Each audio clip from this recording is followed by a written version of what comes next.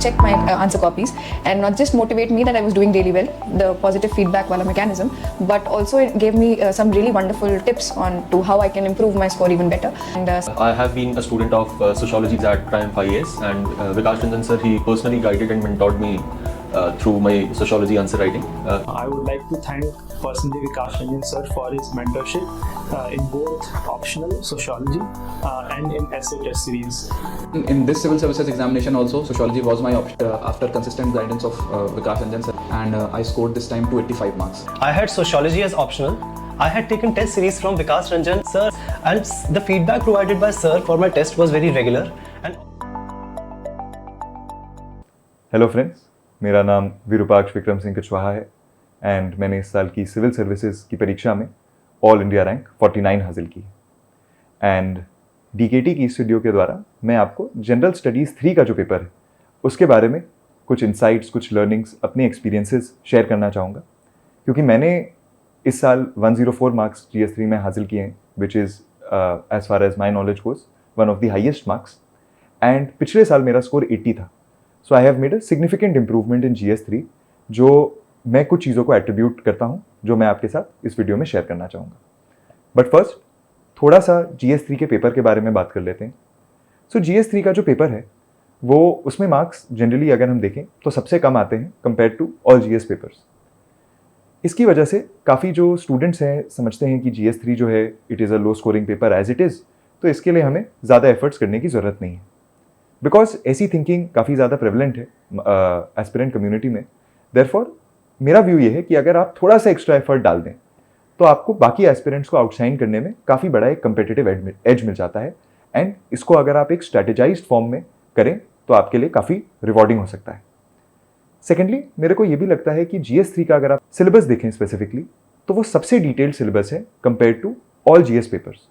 उसमें काफ़ी सारे छोटे छोटे टॉपिक्स डायरेक्टली लिखे हुए हैं, जैसे फूड प्रोसेसिंग इंडस्ट्री हो गया, क्रॉप्स एंड क्रॉपिंग पैटर्न्स हो गया, इंक्लूसिव ग्रोथ हो गया, नक्सलिज्म, एक्सट्रीमिज्म एंड डेवलपमेंट हो गया, साइबर सिक्योरिटी हो गया, बायोटेक्नोलॉजी हो गया, नैनो टेक्नोलॉजी हो गया. ऐसे बहुत सारे जो टॉपिक्स हैं वो छोटे छोटे टॉपिक्स डायरेक्टली सिलेबस में लिखे हैं और इनसे एज इट इज़ क्वेश्चंस उठ के आते हैं.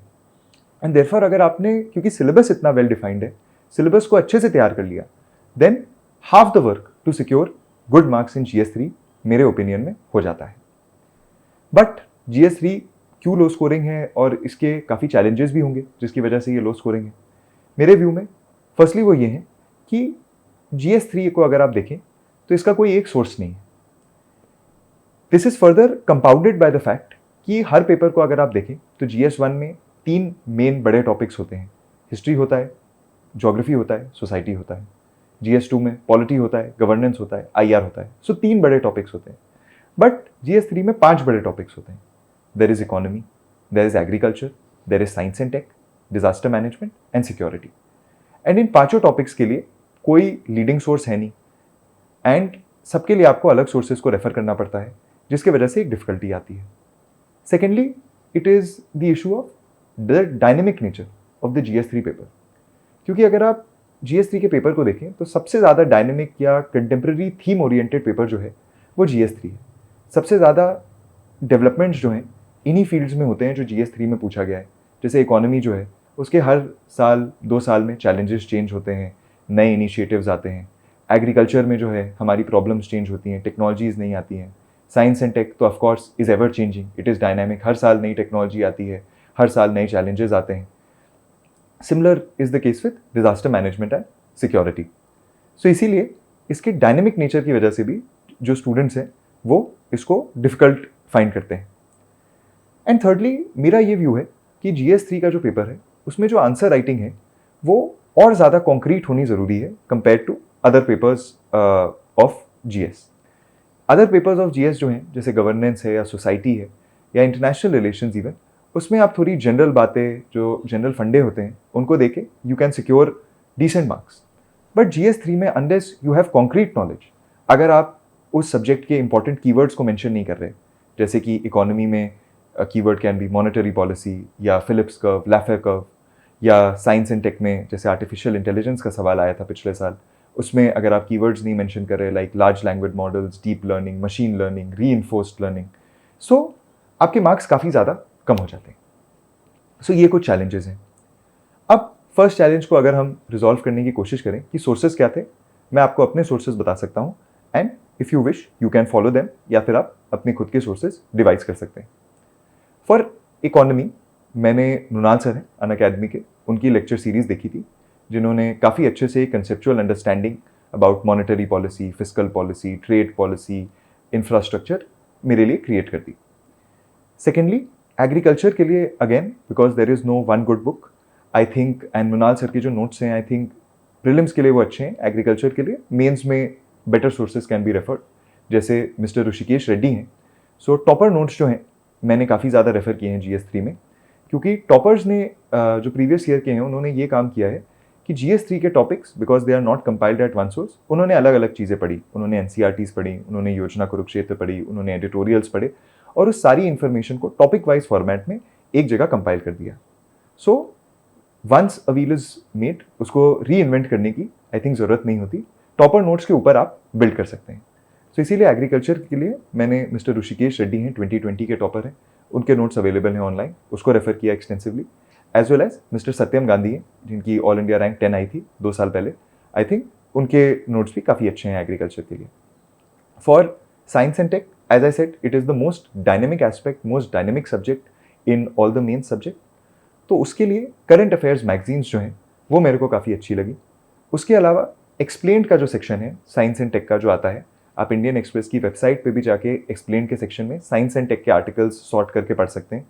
सो उसमें जो भी मेजर डेवलपमेंट्स हैं वो आप अगर अच्छे से पढ़ लें तो आपका काम काफ़ी आसान हो जाएगा। एंड स्पेसिफिक फोकस रखें जो major science and tech related issues थे उन पे, क्योंकि उन्हीं पे डायरेक्ट सवाल आते हैं।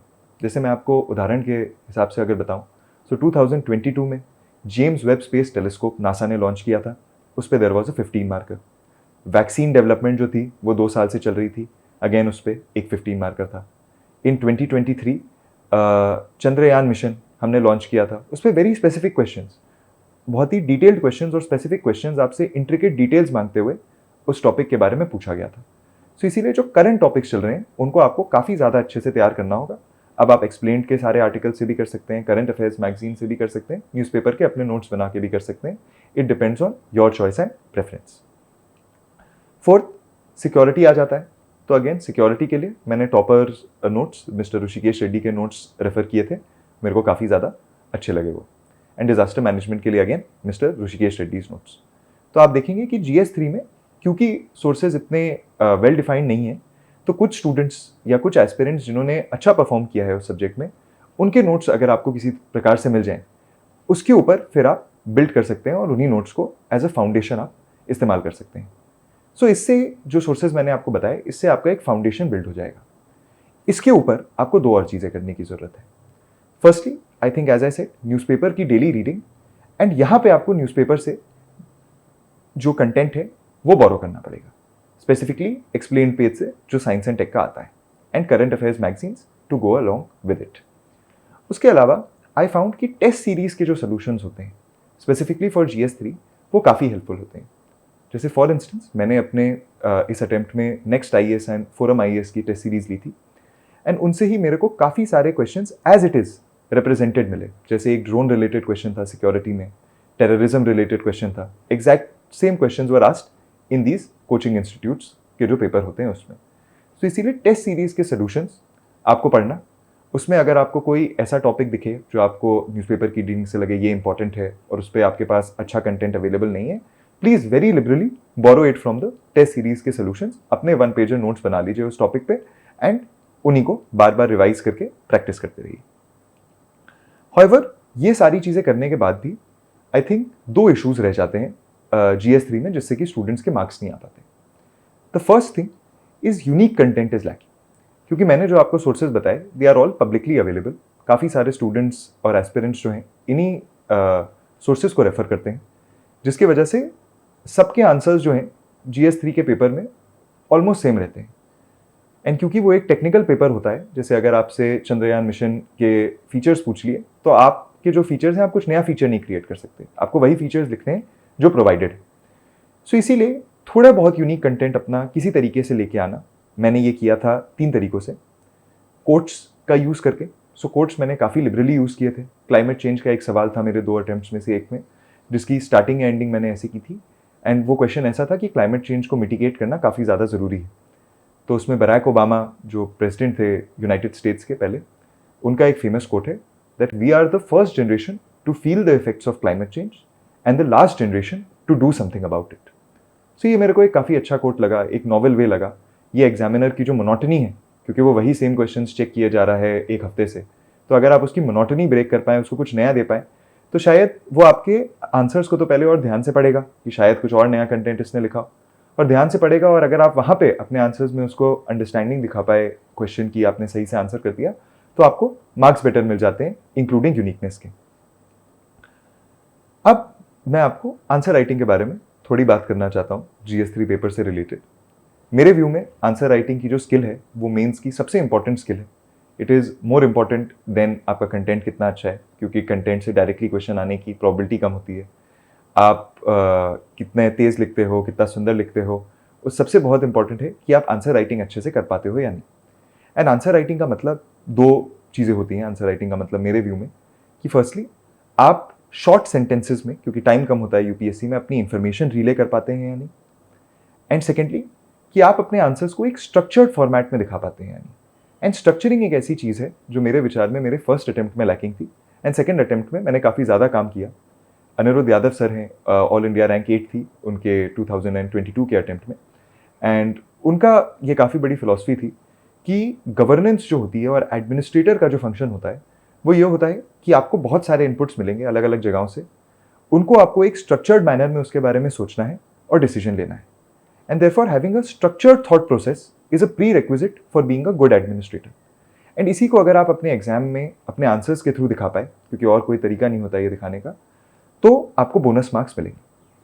सो structuring is the second most important thing. First हो गई शॉर्ट एंड क्रिस्प सेंटेंसेस लिखना, क्योंकि उसी से आपका पेपर कंप्लीट हो पाएगा इन अ गुड वे।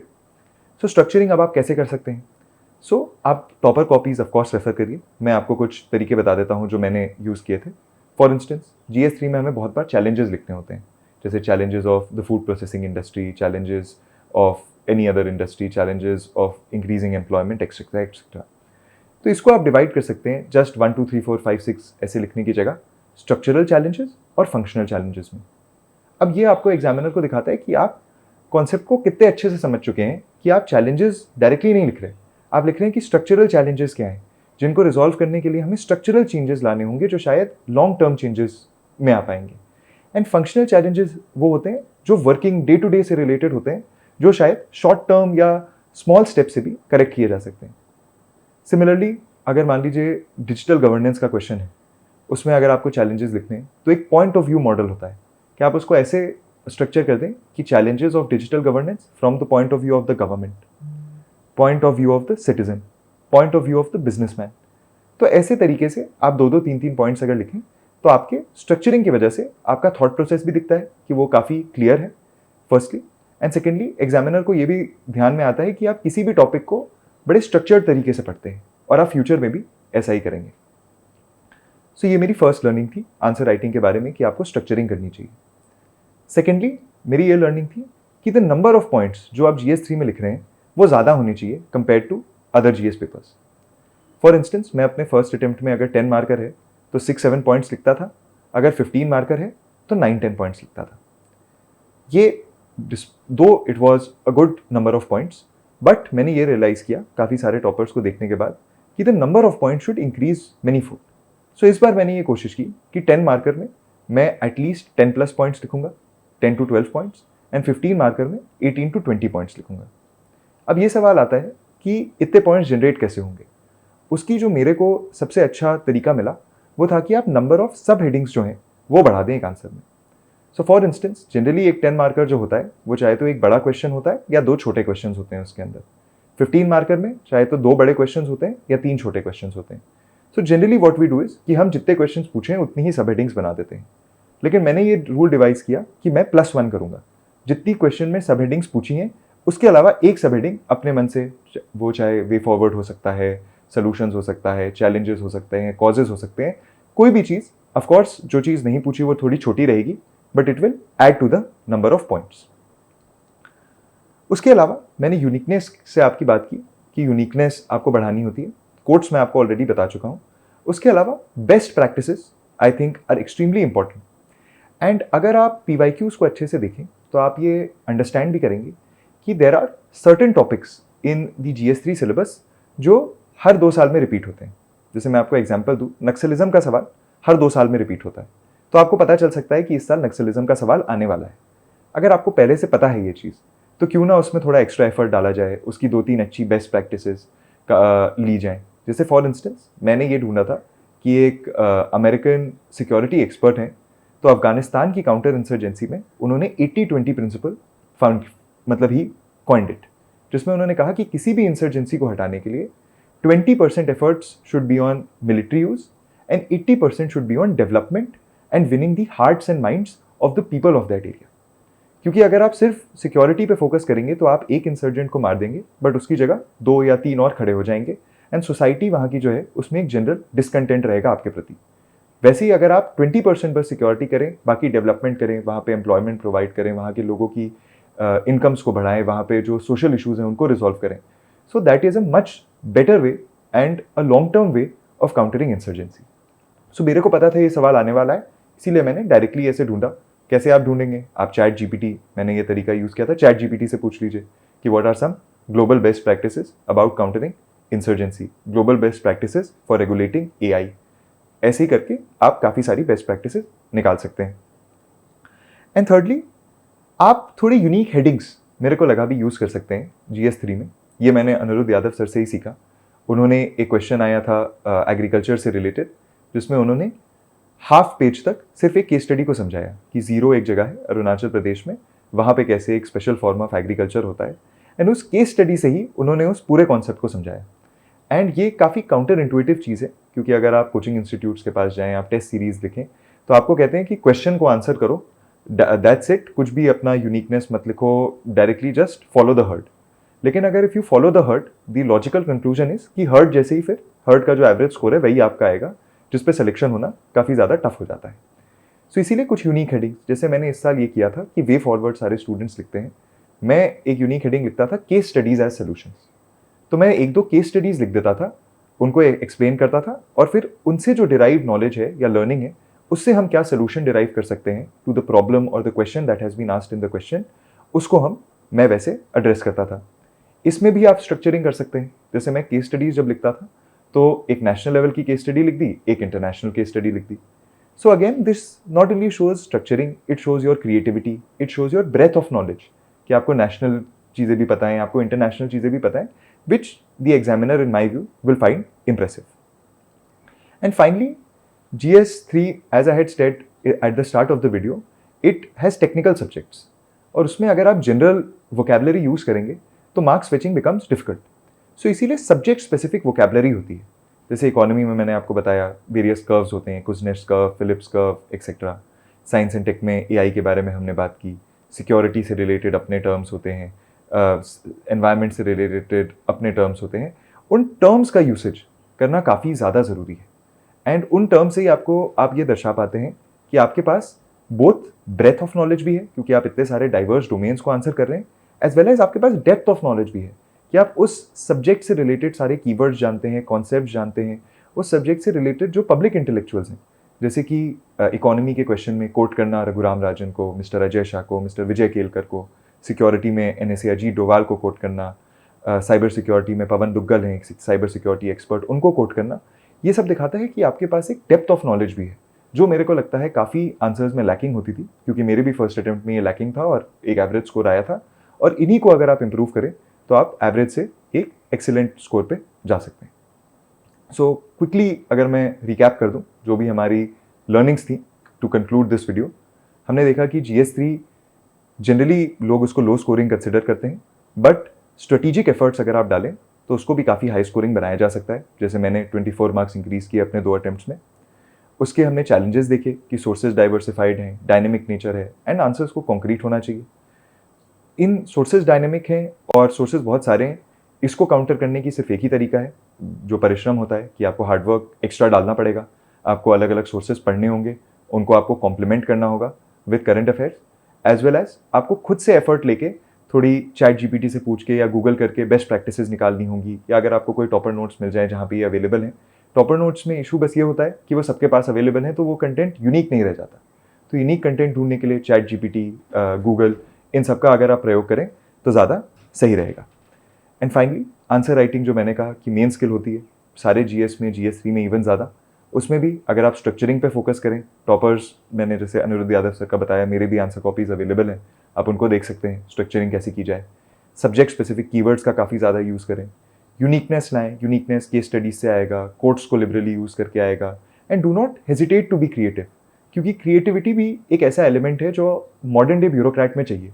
क्योंकि आज की ब्यूरोक्रेसी जो है, आज की सिविल सर्विस जो है, it is not the 19th और 20th सेंचुरी सिविल सर्विस जो बस रूल्स एंड रेगुलेशंस के हिसाब से चल रही है।